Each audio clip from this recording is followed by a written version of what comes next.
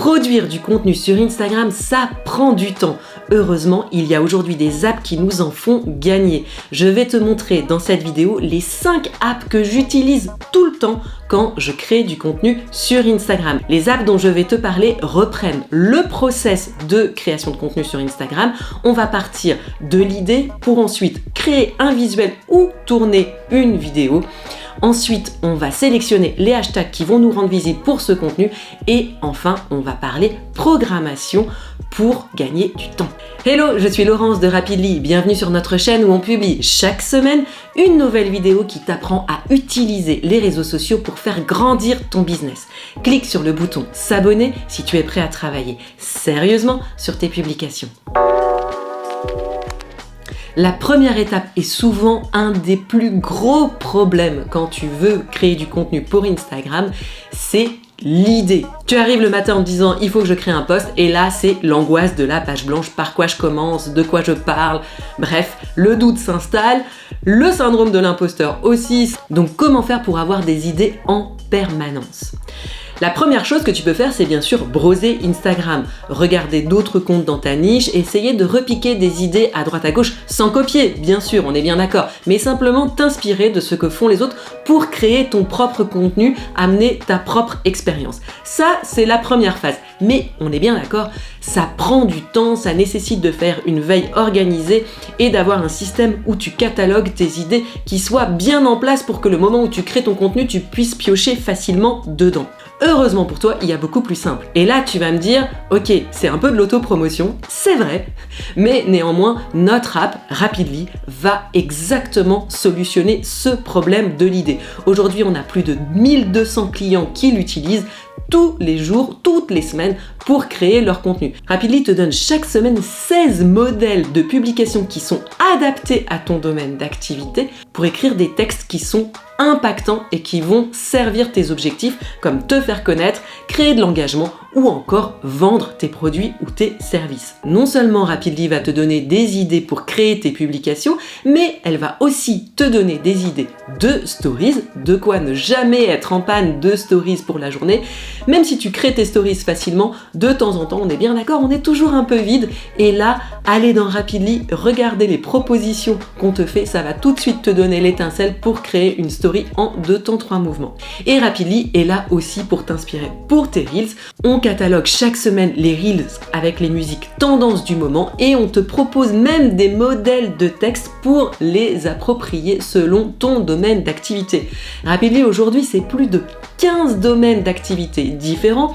Ça va du coach de vie, coach business, thérapeute à restaurant, créateur de produits artisanaux ou encore spiritualité. Bref, on a énormément de domaines disponibles à l'intérieur de Rapidly, donc je te recommande Rapidly si l'inspiration est un de tes problèmes récurrents ou si tu manques d'impact dans tes posts. Avec Rapidly, tu vas aussi éviter l'écueil de publier au fur et à mesure et beaucoup plus facilement batcher tous tes contenus pour la semaine.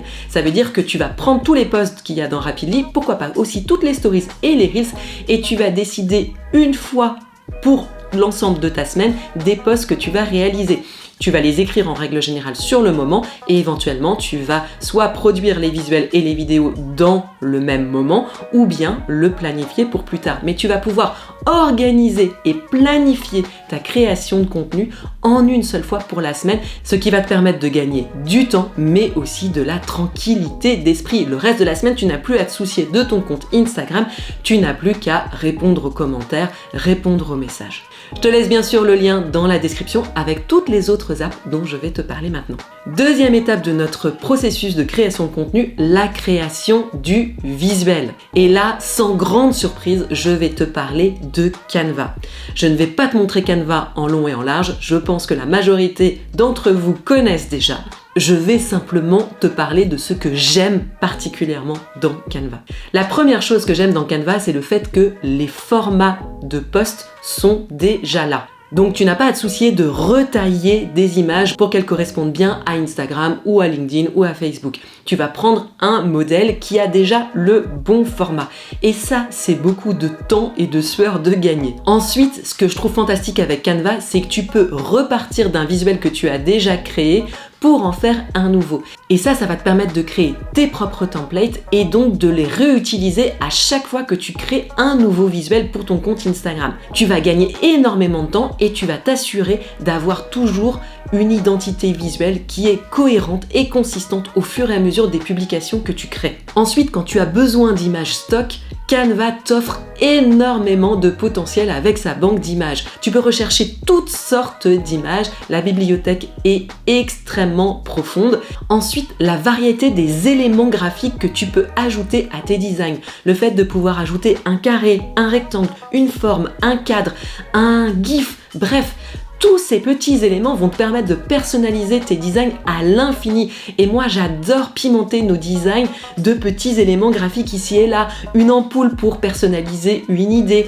une icône new quand on va parler d'une nouveauté Instagram, ou encore simplement un smiley qui fait la tête quand on explique les erreurs à ne pas faire. Tous ces éléments vont te permettre de rendre ton visuel bien plus concret et bien plus intéressant pour ceux qui vont le regarder. Enfin, dans les dernières nouveautés de Canva, quelque chose que j'adore, c'est tous les effets que tu peux rajouter à tes visuels.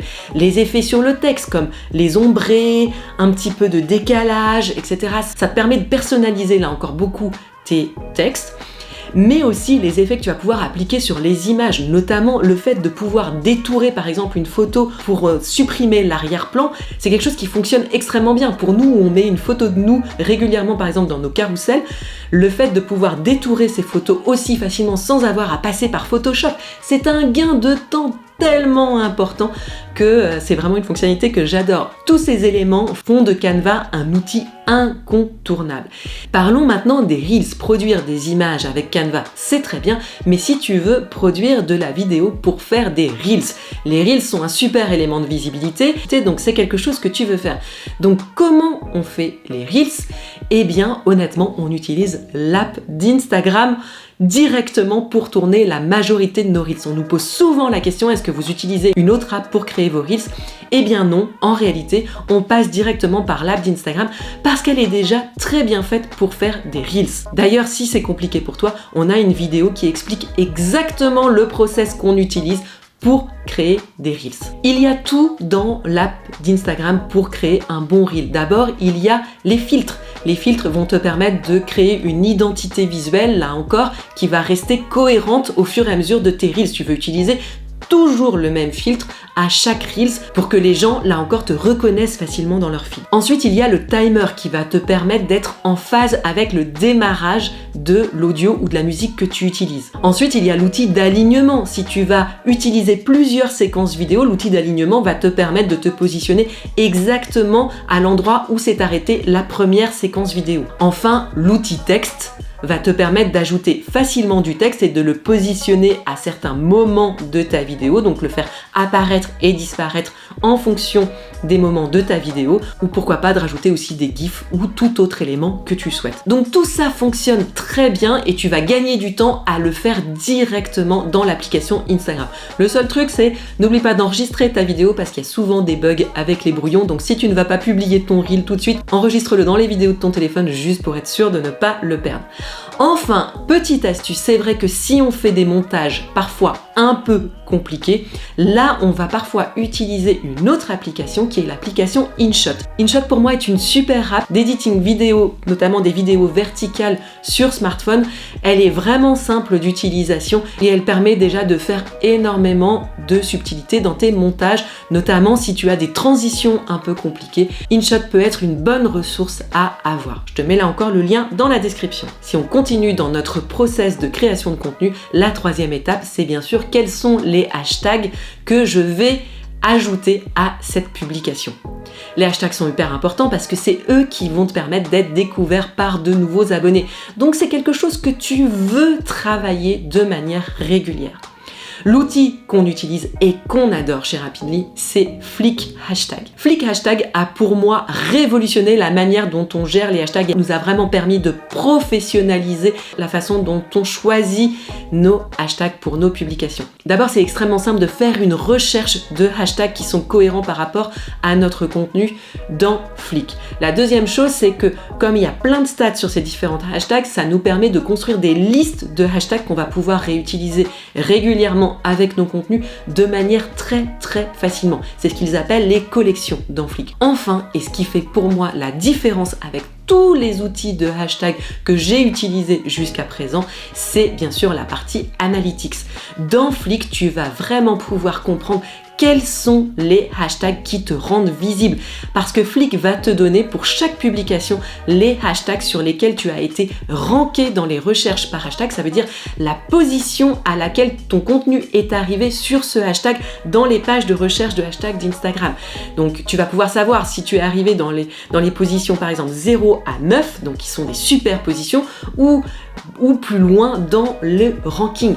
Et ça va vraiment pouvoir te permettre de dire de manière régulière, oui, ce hashtag m'apporte de la visibilité, non, je ne suis jamais ranké sur ce hashtag, donc soit je n'ai pas le bon contenu sur ce hashtag, soit ce hashtag ne me sert à rien. Et donc régulièrement, ça nous permet à nous en tout cas d'optimiser nos listes de hashtags, de supprimer certains hashtags de nos listes, d'en ajouter des nouveaux pour les tester. Et ça nous a vraiment permis d'augmenter nos performances sur les hashtags. On est ranké de plus en plus et de plus en plus souvent sur certains hashtags. Et c'est vraiment un gain de temps et un gain de performance extrêmement important. Alors oui, Flick hashtag, ça coûte. C'est un outil qui n'est pas gratuit, c'est un outil qui est un peu cher. Mais si les hashtags sont importants dans ta stratégie de développement sur Instagram, c'est un outil que tu veux utiliser. De nouveau, je te mets le lien dans la description. Enfin, dernière étape de notre processus de création, une fois que j'ai mon idée, mon texte et que j'ai aussi les visuels ou la vidéo et que j'ai enfin sélectionné les bons hashtags, évidemment, je vais programmer mes publications pour la semaine. Comme ça, je n'ai plus à y penser et je peux me concentrer sur d'autres choses. Pour la programmation, personnellement, j'utilise Later. Je trouve Later extrêmement simple d'utilisation. J'aime beaucoup le drag and drop qui me permet de simplement uploader mes visuels dans Later et ensuite aller les placer directement dans mon calendrier. Ce que j'aime aussi dans Later, c'est la possibilité de créer en une fois un post pour Facebook et pour Instagram, mais en même temps de personnaliser chacun et aussi d'avoir la preview de mon feed pour Instagram. Maintenant, beaucoup de nos utilisateurs utilisent aussi la suite Meta directement et elle fonctionne là encore aussi très bien. Ce que j'aime aussi dans Later, c'est la partie analytics. Je fais notamment toutes les stats du mois qui me permettent de vérifier comment progresse mon compte par rapport au mois précédent, toujours en utilisant les analytics de Later. Elles me permettent d'avoir une vue d'ensemble bien plus claire que l'outil statistique d'Instagram. Par contre, Later ne permet pas évidemment de programmer ni les stories ni les reels. Pour les reels, aujourd'hui, il n'y a pas de solution qui existe. La seule chose que tu peux faire, c'est enregistrer tes reels en brouillon et te mettre une notification pour ne pas oublier de les publier à la date où tu le souhaites. Par contre, pour les stories, j'ai découvert récemment un nouvel outil que je me suis mise à utiliser qui est Storyto. Storyto permet de programmer des stories avec des stickers. Et c'est là la vraie différence parce que en réalité sur Later tu peux programmer des stories mais tu ne peux pas programmer avec les stickers. Or, ce qui fait la force des stories, ce sont bien évidemment tous ces stickers, tous ces éléments qui sont en natif à l'intérieur d'Instagram, les petits gifs, etc. qui vont te permettre d'avoir vraiment de l'interaction avec ta communauté. Donc si tu perds ça, tu perds tout intérêt pour moi à programmer des stories. Par contre, Storyto te permet effectivement de programmer des stories à l'avance avec notamment ces fameux stickers, mais aussi des gifs, etc. et même les stickers liens. Donc c'est un super gain de temps. J'avoue que moi qui ai toujours procrastiné beaucoup sur la programmation de stories, depuis que j'utilise Storyto, on publie beaucoup plus régulièrement des stories et notamment des stories de vente. Depuis qu'on a mis en place ces stories de vente avec Storyto, on réalise beaucoup plus de ventes directement depuis les stories Instagram. Par contre, Storyto a un prix, il n'est pas donné, donc je te conseille de le tester et de bien réfléchir avant de t'engager avec eux. Je te laisse là encore le lien dans la description. Voilà, tu as maintenant tous les outils que j'utilise dans mon processus de création de contenu avec Instagram. Toutes ces apps proposent des versions gratuites ou bien des versions d'essai, donc je te recommande de les tester et de ne conserver que celles qui t'apportent vraiment une utilité. Si tu veux continuer à progresser sur Instagram, je te recommande cette vidéo où j'explique pas à pas comment faire un reel en te montrant tous les écrans depuis mon smartphone, ou bien cette vidéo où je te montre 10 astuces pour obtenir plus de likes sur tes publications. N'oublie pas de liker cette vidéo si tu l'as trouvée utile et de t'abonner pour ne pas rater les prochaines.